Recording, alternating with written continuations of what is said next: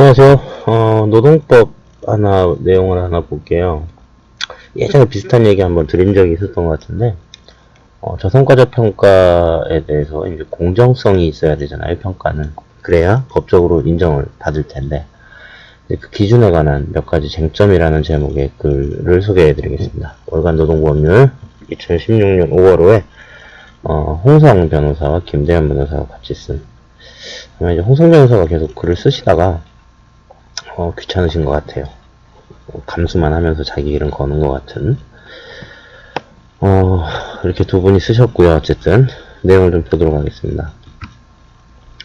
올해 1월 22일 고용노동부가 직무능력과 성과 중심의 인력 운영을 위한 가이드북이라는 그 부제가 달린 공정인사 지침을 발표를 했고, 그중 이제 두 번째 파트에 보면은 이 저성과자라고 얘기하는 업무 능력 결여, 근무 성적 부진 등을 이유로 한 통상 해고에 대한 내용을 언급을 하고 있어요. 이러면서 이제 이슈가 됐죠. 노동계에서는 쉬운 해고를 노동부가 조장하고 있다라고 이야기를 하고 있고, 기업에서 일하는 양반들은 저 요건 다 갖추면서 어떻게 해고하냐, 이제 오히려 이제 어려운 해고다, 뭐 이렇게 이제 주장을 하고 있고, 포커페이스인지 모르겠습니다만, 근데 어쨌든 공정인사 지침 비롯해서 노동부가 양대 지침 발표하는 것도 보면, 더 큰 틀에서 보면 이제 4대 개혁이라고 하잖아요. 뭐 공공, 뭐 금융, 노동, 또 뭐였더라. 아무튼 이런 부분들이 사실은 그러니까 세계적인 어떤 저성장, 그리고 우리나라의 장기적인 저성장 시대에 이제 어떻게 이걸 풀어내 볼까라고 하는 고민에서 나오는 거거든요. 물론 이제 그 방법이 맞다라는 건 아닌데, 이제 그 대안이 뭐냐라고 하면 아직 이제 어디서도 누구도 이게 확실한 방법이다라고 이제 얘기는 못해요.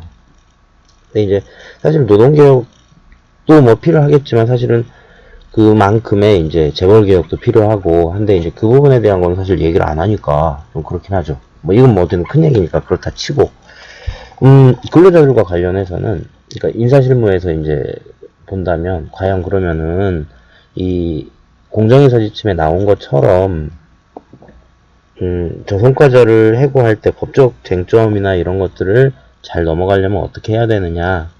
일단은 평가제도가 합리적이어야겠죠. 어쨌든 그 합리적인 제도를 어떻게 만들어낼 거냐라고 하는 부분에 대해서 한번 설명을 좀 드리겠습니다. 자, 저성과자 평가 기준에 대해서 먼저 상대평가 문제 하나 보도록 할게요. 자, 지침에도 그렇게 나와 있어요. 일반적으로 절대평가는 합리성을 인정하는데, 상대평가는 인정받기가 좀 어려운 측면이 있습니다. 그래서 절대평가나 다면평가 등 다른 평가 방법들을 통해서 보완한 경우에 합리성을 인정한다 라고 이제 얘기하고 있죠. 그 노동부 지침이 원래 이제 판례 내용들을 좀 이렇게 정리한 거예요. 그래서 판례 내용을 좀 볼 필요가 있습니다. 자, 상대평가 방법 중에서 저성과자 해당 인원을 강제로 할당하는 이른바 이제 강제 할당에 대해서 법원은 그 정당성을 잘 인정하지 않으려고 합니다. 순수 상대평가로 강제로 이렇게 저성과자라고 하는 거. 그러니까 뭐 이게 비율로 따지면은 일을 뭐 잘 못할 수는 있겠지만, 우수한 사람만 있는 데서 일을 못한다고 해서 그럼 그 사람이 자기 밥값도 못할 만큼 그렇게 못하는 거냐, 그렇게 판단하기는 어렵지 않느냐라는 거죠.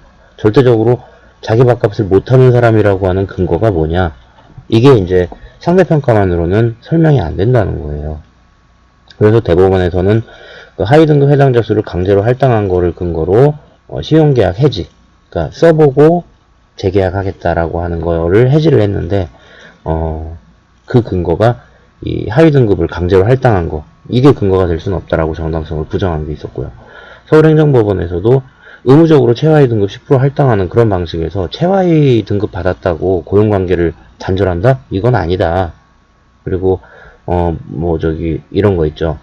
반대로 2004년에 서울행정법원 판결에서는 최하위 등급에서 강제 할당하는 게 아니라 정말 아니라고 생각하면 넣어라, 뭐 이런 경우에 인사평가를 했을 때 연속해서 최하위 등급을 받은 그 근로자에 대한 징계 해고는 이제 정당하다고 본 그런 케이스가 있죠.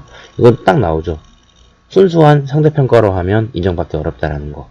이제 일단 이거 하나 아시고요.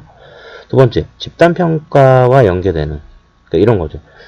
어떤 한 근로자가 자기 속한 부서에 실적이 있어요. 그 부서의 실적을 연계해서 자기 평가를 받는 경우, 이제 이것을 어떻게 인정할 거냐. 지침에서는 개별 근로자, 그 개인의 업무 수행 능력을 토대로 평가하는 게 원칙인데, 집단과 개인의 업무 성과 간의 긴밀한 연계성이 인정되는 경우에는 예외적으로 인정할 수 있다라고 되어 있습니다. 근데 이제 회사에 일하면서, 조직에서 일하면서 그 조직의 어떤 성과와 나의 일이 무관하다라고 사실 하기는 어렵죠. 연관성이 다 있죠. 그래서 이제 이 부분은 크게 이슈가 되진 않습니다. 자, 대부분 판결에서는요.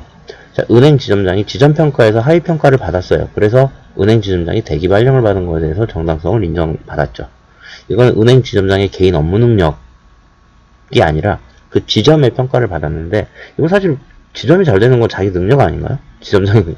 이게 이제 근거가 되긴 좀 애매한데, 아무튼 소개는 하고 있어서, 글에 써 있어서 이제 소개는 드리긴 합니다만은. 그 다음에 서울고등법원에서 이제 판결문에 이런 게 있어요.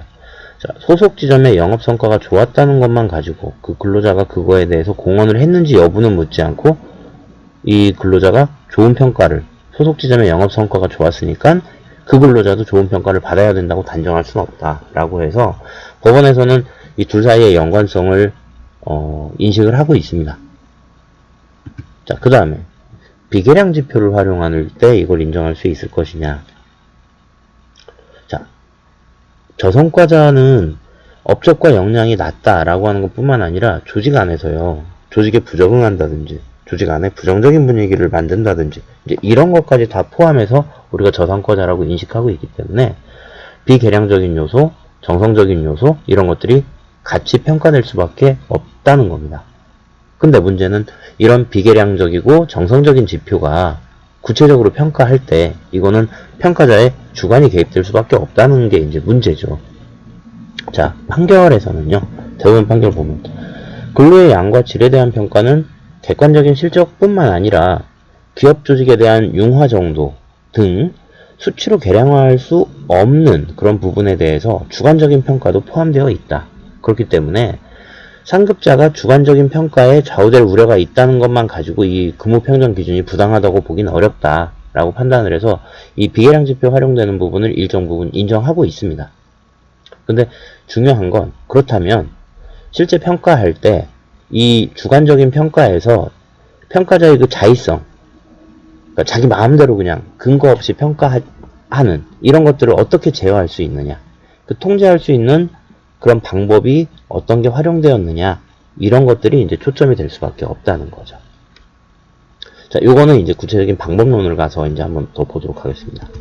자, 평가 방법과 관련된 것들. 그래서 이제 다면 평가 방식을 채택하는 것가 이제 주요한 방식이 될 수 있다는 거죠. 자, 서울고등법원 2012년 판결 보면요.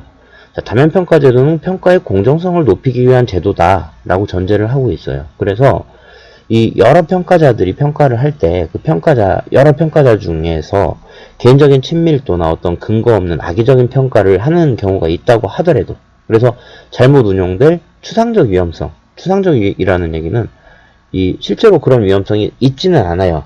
당장 나타나진 않지만 개연성이 있는 그런 위험성이 있다는 거죠. 가능한 위험성이라는 거죠. 그래서 추상적이다. 구체적 위험이 나타나진 않았지만 추상적으로 그런 위험이 있을 수 있겠다라고 하더라도 그것만 가지고 다면 평가를 통해서 근무 성적을 평가하고 그걸 근거로 저성과자를 선정하는 데 있어서 합리적이지 않다거나 뭐 타당성이 없다거나 그렇게 얘기할 순 없다라고 이야기를 하고 있습니다. 그러니까 뭐 그런 위험성은 있을 수 있겠지만 그래도 다면 평가 제도는 공정성을 높이기 위한 제도이기 때문에 인정받을 수 있다라는 얘기겠죠. 그 다음에 이제 평가자. 자, 이 얘기는 그거예요. 그러니까 만약에 1000명의 종업원이 있다라고 하면 모든 사람을 다 객관적으로 평가하려면 이 1000명에 대해서 한 명이 다 평가를 해야겠죠. 이 1000명의 대상자를 한 사람이 평가를 해야 하나의 기준을 가지고 하겠죠. 근데 이게 조직이 방대해지니까 이 1000명을 5명씩 쪼개서 20명이 평가를 했다. 200명이구나. 아니 50명씩 쪼개서 20명이 평가를 했다. 아니면 5명씩 쪼개서 200명이 평가를 했다. 그럼 200명이 평가했으면 이 200명의 평가 기준이 사람마다 다 다를 거 아닙니까? 이런 경우에 이게 합리적이지 않다라고 이제 할 거냐 말 거냐에 대한 부분인데 사실은 좀 뭔가 좀 뭐랄까 비현실적이죠. 어쩔 수 없는데 자, 대법원 판결 보면요. 자, 모든 대상자에 대해서 평가자가 모두 동일해야 된다라고 하는 거는 사실상 어렵다. 그래서 대상자에 대한 근무 태도나 업무 능력 이런 걸 평가할 때 사람들은 대부분 통상의 어떤 평균적인 직원을 기준으로 평가하는 게 가능하다. 그렇기 때문에 평가자가 사람마다 다르다라고 하는 거는 그걸 가지고 정당성을 부정할 수는 없다라고 얘기를 했고요. 하급심에서는요. 이제 만약에 외부의 어떤 중립적인 인사들로 구성돼서 평가자가 그 외부 인사들이 평가를 하는 경우에는 그 결과의 객관성과 합리성을 인정하는 중요한 요소로 판단할 수 있다라고 한 경우도 있었습니다. 자, 그 다음에 세 번째, 평가 결과를 통제하고 이의제기 방법을 갖추고 있는 경우, 이런 경우는 평가의 공정성과 타당성을 더 인정받을 수 있다라는 거죠. 뭐 내용은 한번 읽어보시고요. 간단한 내용입니다. 자, 그래서 실무적으로는 자, 기준 요약해보면요. 앞에 말씀드렸던 거. 자, 상대평가 중에서는 자, 저성과자를 강제로 할당하는 방식은 정당성을 인정받기 어렵다. 그 다음에 부서 단위 평가를 근로자 개인한테 적용하려면 부서의 성과와 개인의 어떤 일하는 것, 이 둘 사이에 업무 연계성이 인정되어야 한다. 그 다음에 세 번째는 정성적인 평가 지표를 활용할 때는 평가자의 자의성을 배제하도록 다면평가나 외부 인사 평가를 하는 게 좋고요. 그 다음에 의견 수용 절차, 아니면 이의제기 절차, 이런 것들을 통해서 보완을 하셔야 된다라는 겁니다. 그 다음에 이제 저성과자 해고 관련해서 아직 법리가 딱 형성되어 있다고 보긴 어려워요. 그렇게 많이 이슈가 되지도 않았고, 판결도 그렇게 많지는 않습니다. 그렇기 때문에, 노동부가 밀어붙이고 있긴 하지만, 섣불리, 쉬운 해고다라고 판단하면 안 됩니다. 기업에서는. 오히려 이제 이럴 때일수록 근본으로 좀 돌아가실 필요가 있어요. 최근에 인사평가하는 경향이요. 이 성과 중심의 인사평가, 그 다음에 피드백이나 코칭 등을 통해서 뭔가 평가하고 개선해 주려고 하는 이제 이런 인사평가, 그 다음에 협업을 중시하는 인사평가, 이런 게 이제 요즘의 트렌드죠. 그래서 기업에서도 인사평가 해가지고 저성과자 퇴출하려고 하는 어떤 합법적인 수단으로 인사평가를 이용하려고 하지 말고 평가하고 그거에 따라서 개선하려고 하는 그 본래 목적에 충실한 그 평가제도의 수립과 시행에 초점을 맞춰달라. 그렇게 해야, 그렇게 하는 게 오히려 법적인 어떤 정당성 판단에서도 더 인정받을 가능성이 많다는 겁니다. 그래서 그 외부의 어떤 그 방향, 외부에서만 이렇게 막 쉬운 해고를 하려고 한다, 이런 거에 흔들리지 마시고 이 평가의 목적, 이거에 충실하시는 게 좋겠다. 그리고 같은 직원, 우리 직원들 어떻게 더 열심히 일할 수 있도록 이끌어갈까라고 하는 관점에서 평가제도를 운용하시기를 부탁드리면서 마치도록 하겠습니다. 고맙습니다.